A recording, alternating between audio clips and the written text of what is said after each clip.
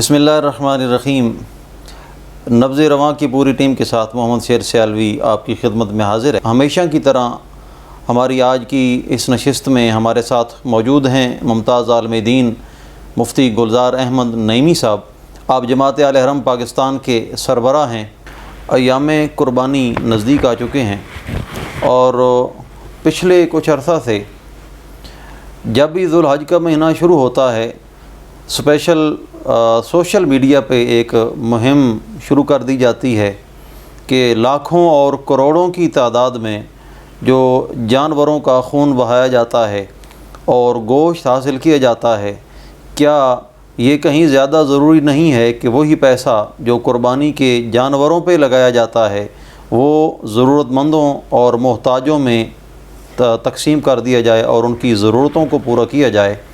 اس حوالے سے مفتی صاحب کا کیا نقطہ نظر ہے اور قرآن و سنت اس حوالے سے ہمیں کیا راہ دکھاتے ہیں؟ آئیے یہ سوال مفتی صاحب کے پاس لے کے چلتے ہیں۔ جی جناب، بہت ہی اہم سوال ہے اور اکثر جو لوگ ہیں وہ کہتے ہیں جی کہ غرباء و مساکین کے لیے آپ کی بات بالکل درست ہے، بالکل، لیکن یاد رکھیے ایک بات آپ کو آپ کے ذریعے سے آپ کے جو آڈینس ہیں، سامعین ہیں، ان کی خدمت میں عرض کرنا چاہتا ہوں، اور وہ یہ ہے کہ حج یہ فرض ہے، ٹھیک ہے، اور یہ فریضہ اللہ کی طرف سے ہے۔ نماز فرض ہے، ٹھیک ہے، یہ اللہ کی طرف سے ہے۔ اب جب تک آپ اس فریضے کو مکمل طور پر جس طرح اللہ کے رسول صلی اللہ علیہ وآلہ وسلم کی سیرت طیبہ ہے اس وقت اس طرح ادا نہیں کریں گے تو یہ ادا نہیں ہوگا۔ اسی طرح قربانی جو ہے یہ واجب ہے، ٹھیک ہے جی۔ اللہ سبحانہ و تعالیٰ نے رسول اکرم صلی اللہ علیہ وآلہ وسلم کو حکم ارشاد فرمایا فَصَلِّ لِرَبِّكَ وَانْحَرْ، کہ اپنے رب کے لیے نماز ادا کیجئے اور قربانی کیجئے۔ تو یہ قربانی جو ہے یہ فرض ہے۔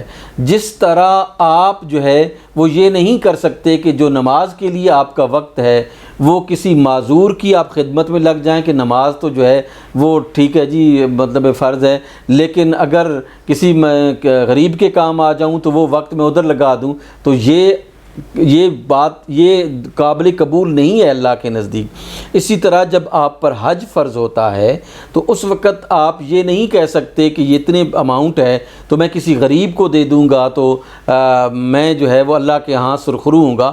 اللہ کے ہاں سرخروئی جو ہے وہ اس وقت ہوگی جب آپ اس کو اس کے فریضے کو اور اس فریضے کے تقاضوں کے مطابق اس کو ادا کریں گے جی۔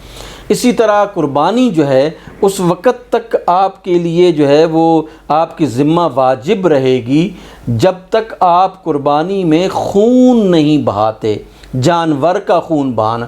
آپ دیکھیے کہ میں زیادہ جو ہے وہ یعنی غریبوں کا خیال رکھنے والا ہوں یا کوئی زیادہ بڑا عالم دین خیال رکھنے والا ہے، یا تاریخ کیا کہتی ہے؟ تاریخ تو یہ کہتی ہے کہ سرکار دو عالم نور مجسم صلی اللہ علیہ وآلہ وسلم سے زیادہ جو ہے وہ غرباء و مساکین کا خیال کرنے والا کوئی شخص نہیں تھا۔ بالکل ایسا، یہ ایک طے شدہ حقیقت ہے کہ جناب رسالت مآب صلی اللہ علیہ وآلہ وسلم سے بڑھ کر غرباء و مساکین کا خیال کوئی نہیں رکھنے والا تھا۔ آپ جب مکہ سے مدینہ جو ہے وہ آپ ہجرت فرماتے ہیں تو اس ہجرت کے دوران آپ مدینے میں جب گئے تو تقریباً 10 سال کے قریب آپ نے مدینہ طیبہ میں عرصہ گزارا، ٹھیک ہے جی۔ تو اس 10 سال میں آپ صلی اللہ علیہ وآلہ وسلم نے تواتر کے ساتھ جو ہے وہ قربانی ادا کی۔ تو کیا رسالت مآب صلی اللہ علیہ وآلہ وسلم سے بڑھ کر ہم جو ہے وہ زیادہ مخلص مسلمان ہیں معاذ اللہ؟ تو جب رسول اللہ صلی اللہ علیہ وآلہ وسلم نے ہر سال قربانی کی ہے تو ہمیں بھی یعنی ہمارے لیے بھی اسی طرح واجب ہے، ہمیں بھی وہ قربانی کرنی چاہیے، ٹھیک ہے جی۔ اب غرباء و مساکین کے لیے جو بات ہے، غرباء و مساکین کا خیال رکھنا چاہیے، لیکن اس قربانی سے جو معاشی سرگرمیاں مارز وجود میں آتی ہیں، اعتراض کرنے والوں کو ان کو بھی دیکھنا چاہیے کہ ایک شخص جو ہے وہ یعنی جانور پالتا ہے، ٹھیک ہے جی، اور اس کو پالتے ہوئے جو ہے وہ کتنی چیزیں وہ یعنی جانوروں کو کھلاتا ہے، اس سے انڈسٹری چلتی ہے، اس سے جو ہے وہ معاشی سرگرمی جنریٹ ہوتی ہے، پھر وہ مارکیٹ میں لے کے آتا ہے، مارکیٹ میں کتنے جب وہ بیچتا ہے اپنے مویشیوں کو تو وہاں پر کتنی معاشی سرگرمی ہوتی ہے، ٹھیک ہے جی۔ تو ایک معاشی سرگرمی کا ایک بڑا سرکل مارز وجود میں آتا ہے، اور آپ دیکھتے ہیں کہ جب وہ قربانی جو ہے وہ دوسرا جانور خریدتا ہے، سرکولیشن آف ویلتھ جو ہے وہ کتنی ہو رہی ہوتی ہے۔ دیکھیں کوئی بھی ماہر معیشت جو ہے اس کی آپ تھیوریز کو پڑھیں تو وہ کہتا یہ ہے کہ جس ملک میں سرکولیشن آف ویلتھ زیادہ ہوتی ہے، جو دولت کی تقسیم ہے اور دولت کا جو تحرک ہے وہ جتنا زیادہ ہوتا ہے اتنا زیادہ وہ ملک خوشحال ہوتا ہے۔ تو یہاں پر یعنی اس نے پالا، معاشی سرگرمی ہوئی، پھر اس نے بیچا، معاشی سرگرمی ہوئی، پھر اس کے بعد پھر جب قربانی کا مرحلہ آتا ہے تو قربانی کے مرحلے میں جو کسائی انوالو ہوتے ہیں وہ کماتے ہیں، جو ساتھ ان کے مزدور ہوتے ہیں وہ کماتے ہیں۔ اس کے بعد پھر آپ دیکھیں ان کی کھالیں جو ہیں وہ لیدر انڈسٹری میں استعمال ہوتی ہیں، تو وہ کتنی بڑی معاشی جو ہے وہ یعنی ایکٹیویٹی جنریٹ ہوتی ہے۔ تو اس کی طرف کوئی نہیں دیکھتا، اس کی طرف کوئی توجہ نہیں کرتا کہ قربانی کے ایک عمل سے معاشی سرگرمیوں میں کتنا اضافہ ہوتا ہے اور کتنے ہزار لوگوں کا روزگار جو ہے وہ اس کے ساتھ وابستہ ہوتا ہے۔ میں یہ سمجھتا ہوں کہ یہ روزگار کو پیدا کرنے کا ایک بہت اہم ذریعہ ہے۔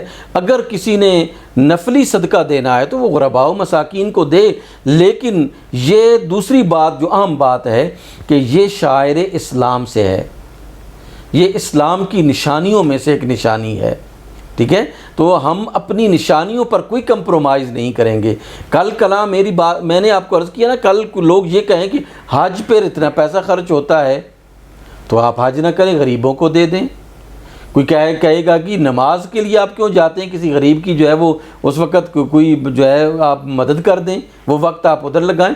تو یہ ایک تحریک ہے جو ہمارے ذہنوں میں یہ چیز ڈالی جا رہی ہے کہ یعنی اسلام سے ڈائیورژن کی طرف جائیں انسانیت کے نام پر۔ تو یہ ایک دھوکہ ہے، اس دھوکے سے ہمیں جو ہے وہ اویئر کرنا چاہیے، اپنے تمام مسلمانوں کو اویئر کرنا چاہیے کہ اللہ کا جو فرض ہے اس کے تقاضوں کے مطابق ادا کیا جائے، اور جو یعنی واجبات ہیں ان کو ان کے تقاضوں کے مطابق جو ہے وہ ادا کرنا چاہیے۔ بڑا خوبصورت طریقے سے مفتی صاحب کا نقطہ نظر مختلف پوائنٹ آف ویو سے آپ کے سامنے آ گیا۔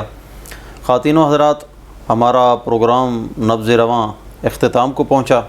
امید ہے ہمیشہ کی طرح آپ کو پسند آیا ہوگا۔ اپنی آراء سے ہمیں نوازتے رہیے گا۔ انشاءاللہ ملتے ہیں اگلی بار کسی نئے موضوع کے ساتھ، تب تک کے لیے اللہ حافظ۔